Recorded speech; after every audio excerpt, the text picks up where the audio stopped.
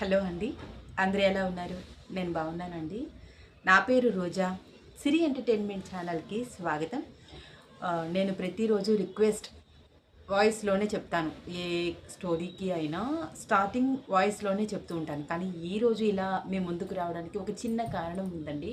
నేను ఒక 10 రోజుల నుంచి ఫేస్ రివీల్ వీడియోస్, మైథాలజీ కథలు, చిన్న చిన్న నీతి కథలు చెప్తున్నాను. ఫేస్ రివీల్ చేసి చెప్తున్నాను.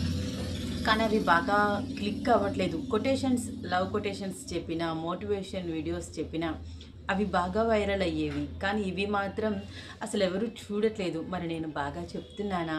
చెప్పడం నాకు రావట్లేదా? నాకేం అర్థం కావట్లేదు.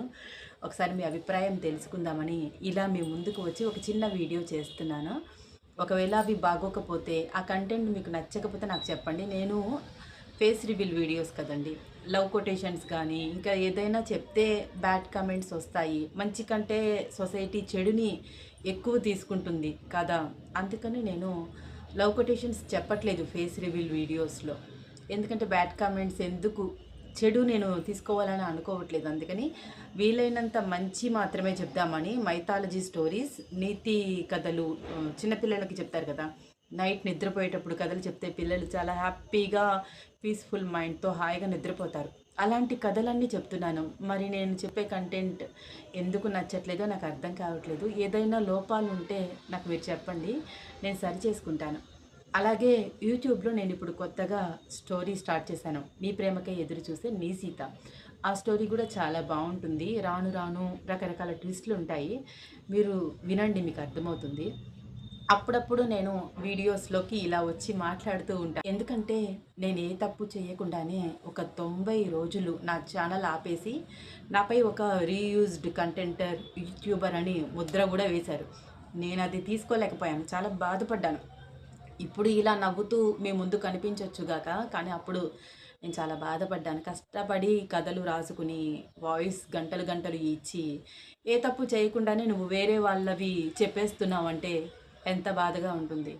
నేను పైగా ఇప్పటి వరకు నాకు 19,000 మంది సబ్స్క్రైబర్లు ఉన్నా నేను ఒక్క రూపాయి తీసుకోలేదు యూట్యూబ్ నుంచి. మానిటైజేషన్ చేసుకోవాలని 500 మంది సబ్స్క్రైబర్లు వస్తేనే మానిటైజేషన్ చేసేసుకోవచ్చు అని కూడా నాకు తెలీదు. రీసెంట్లీ తెలిసింది.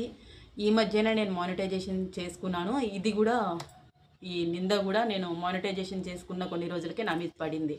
ఏం చేయకుండానే ఒక్క రూపాయి తీసుకోలేదు, కానీ పెద్ద బ్లేమ్ నా నెత్తి మీద వేశారు. అందువల్లే ఇప్పుడు నా వీడియోలకి కూడా రీచ్ తగ్గిపోయింది. నేను ఎంతో కష్టపడి ఏ వీడియోలు పెట్టినా రీచ్ తగ్గిపోయింది. ఇదివరకు నేను వీడియో పెట్టగానే ఒక 5-6 వేల మంది అలా చూసేవాళ్ళు. ఇప్పుడు కేవలం 300 మంది మాత్రమే చూస్తున్నారు.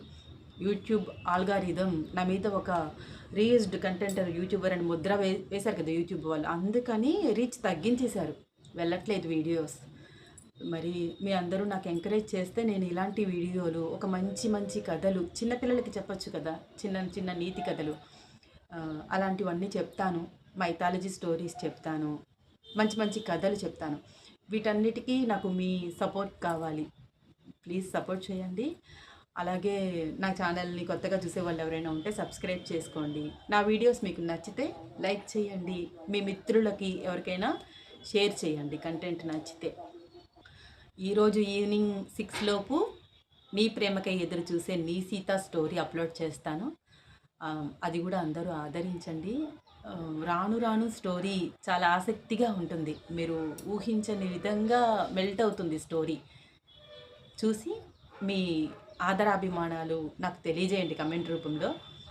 నాకు తెలుసు మీ అందరూ కూడా చాలా ఎంజాయ్ చేస్తారు నా స్టోరీస్ అని. అది కమెంట్ రూపంలో చెప్తే నేను కూడా హ్యాపీ ఫీల్ అవుతాను. సరేనండి, ఉంటాను. ధన్యవాదాలు.